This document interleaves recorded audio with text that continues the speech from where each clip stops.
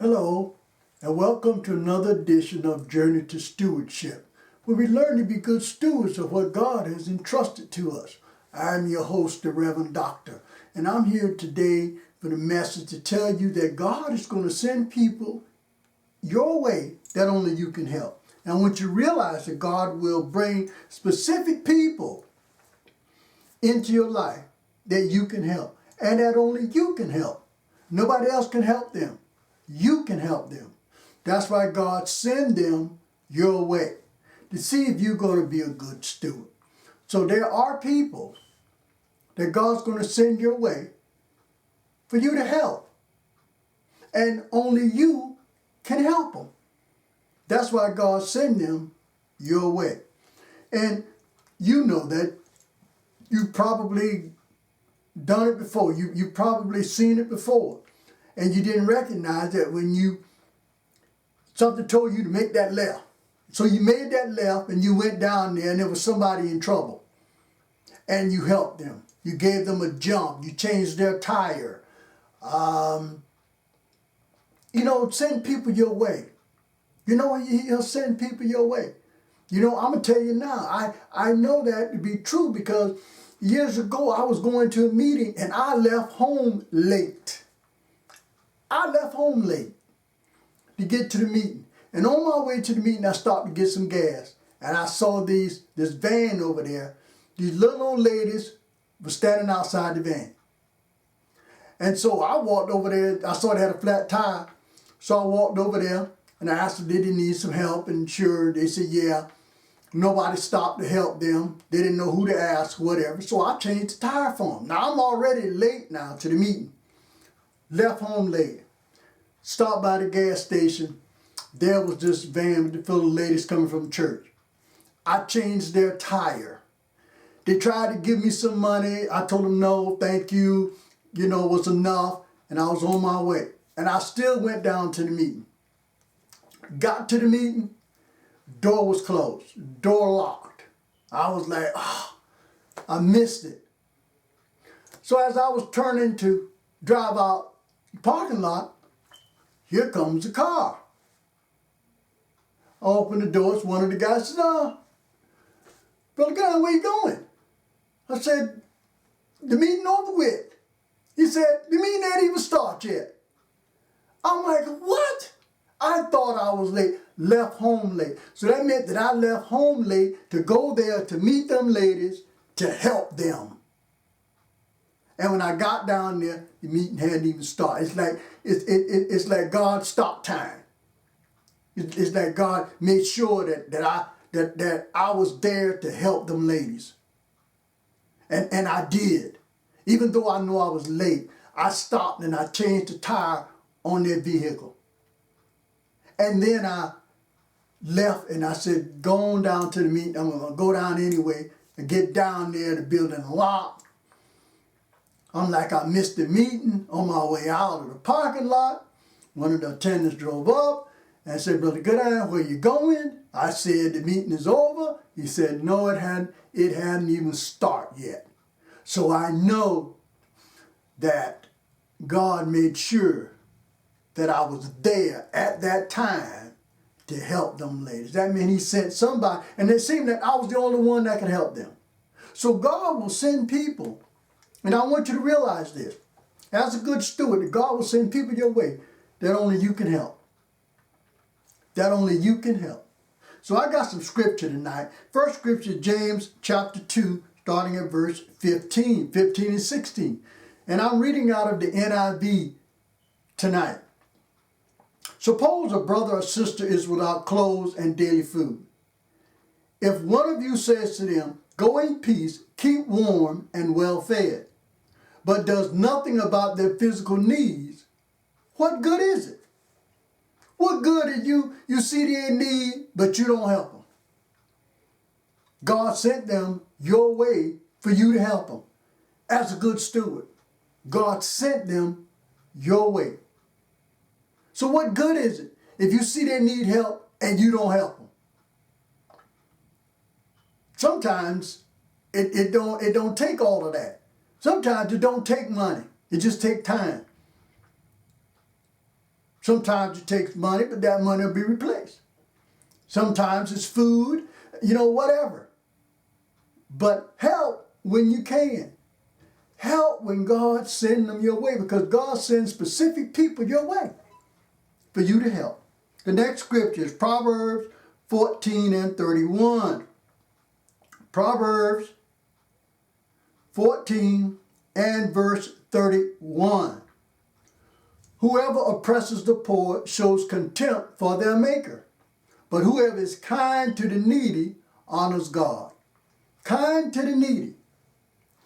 But you're oppressing the poor, which means that you see that someone needs help, or someone that God sent your way that needs help, and you don't help them. You are oppressing the poor. But if you help them, you honor God. That's why God sent them your way. He sent them your way. So help when they come your way. God sent them to you, and only you can help them. Only you can help them. Luke chapter 14. Luke chapter 14. Luke chapter 14, starting at verse 13 and 14. I got my trusted device here. But when you give a banquet, invite the poor, the crippled, the lame, the blind, and you will be blessed. Although they cannot repay you, you will be repaid at the resurrection of the righteous. So God said now, so Jesus is saying here now that when you have a banquet, that you invite these people. That means you help them. If you got it, help.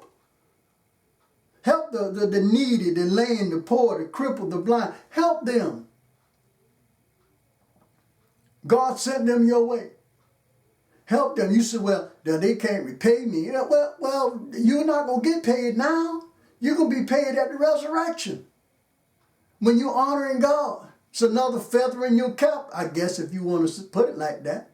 But you're honoring God when you help them. You're honoring God when you help them. And they were sent your way. So when you have a banquet, when you got enough, help everybody. Help people. Help them. Help them. Be a good steward and help them that God send your way. The next scripture is Deuteronomy chapter 15. Deuteronomy chapter 15, verses 7 to 11. Deuteronomy chapter 15, verses 7 to 11. If anyone is poor among your fellow Israelites in any of the towns of the land the Lord your God is giving you, do not be hard-hearted or tight-fisted toward them. Rather be open-handed and freely lend them whatever they need. Be careful not to harbor the wicked thought. The seventh year, the year for canceling debt, is near, so that you do not show ill will toward the needy among your fellow Israelites and give them nothing. They may then appeal to the Lord against you, and you will be found guilty of sin. Give generously to them, and do so without a grudging heart. Then because of this, the Lord your God will bless you in all your work and in everything you put your hand to. There will always be poor people in the land. Therefore, I command you to be open-handed toward your fellow Israelites who are poor and needy in your land.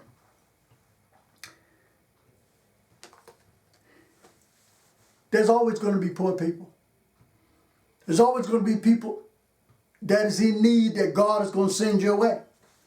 Now, you might not consider them poor. Like when I stopped them, helped them ladies, I didn't consider them poor.